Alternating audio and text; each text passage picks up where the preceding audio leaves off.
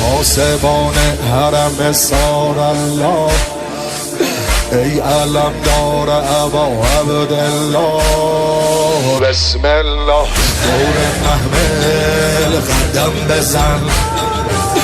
یا ابوالفضل علم بزن،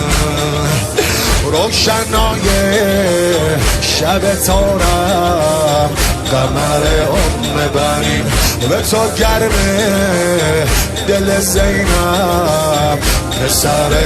بنی، ابروباد و مه و خورشید دور قافله میگردن، ابروباد و مه و خورشید دور قافله میگردن، به خیمه های سارالله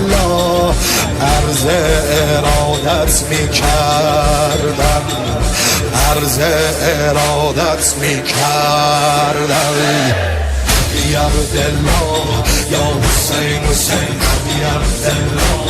یا حسین حسین یا عبدالله یا حسین حسین